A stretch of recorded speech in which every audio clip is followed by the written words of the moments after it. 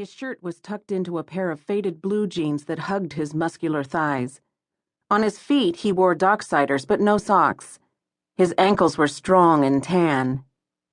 He was reading the latest copy of the school newspaper, and his eyes were down, hidden by long, dark lashes.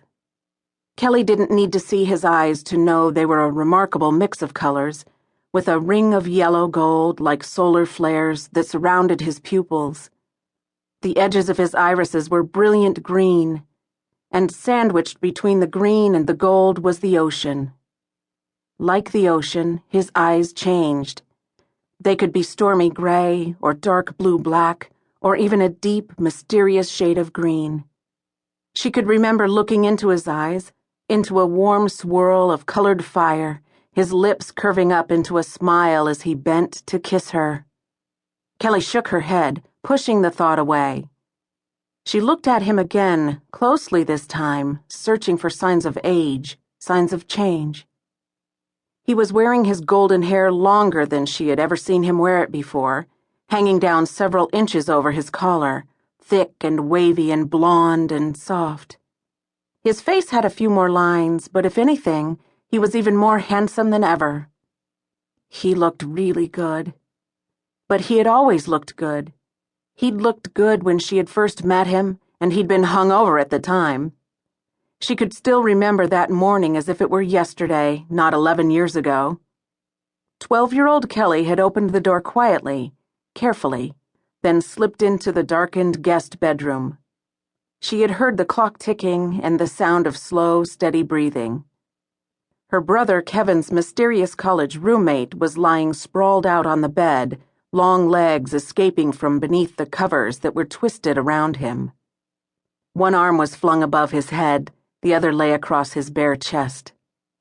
His name was T. Jackson Winchester II. Kevin had called from school to tell her parents about the freshman dorm and about his roommate. Kelly had been particularly impressed by the length of his roommate's name. Kevin had told their father that T. Jackson was from Cape Cod and he drove a Triumph Spitfire. What did the T stand for? Kelly had wondered. And what color was the Spitfire? Red. She'd made a point of looking out onto the driveway first thing when she woke up. The Spitfire was shiny and red with a black convertible top.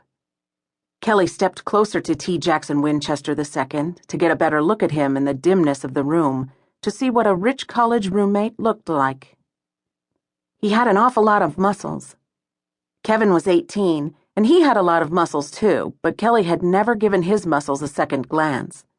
He was her brother, sometimes a pain in the neck, sometimes a creep, but mostly fun. This guy, however, was not her brother. She swallowed hard, looking down at his messy blonde hair and his handsome face. He was definitely a 10. A living 10. Kelly had seen some 10s before on television or in the movies, but before this, she'd never met one face to face. His face was perfectly shaped with a long, straight nose and a strong jawline. His eyebrows were two slightly curved light brown lines above the thick eyelashes that lay against the smooth, tanned skin of his cheeks. His lips were neither too thin nor too thick and nicely shaped. Even in sleep, they tended to curve upward as if a smile was his natural expression. Kelly leaned even closer, wondering what color his eyes were, then wondering with a flash of giddiness what color his underpants were. She clapped her hand over her mouth to keep a laugh from escaping and backed away from the bed. She had come into this room with a purpose, and although checking out T. Jackson Winchester II was interesting, that wasn't why she had crept in. She moved quietly to the closet. The door was closed, and she silently slid it open, carefully stopping it before it bumped the frame. Oh, man! Her mother had moved her rock-collecting gear up onto the top shelf. Kelly was tall for her age, but she still couldn't reach the backpack that sat on the top shelf in the closet, not without climbing on a chair. The only chair in the room was clear over on the other side, below the shaded window. Stealthily, Kelly moved toward it. T. Jackson Winchester II had draped his jeans and shirt over the back of the chair last night before he climbed into bed. Staggered into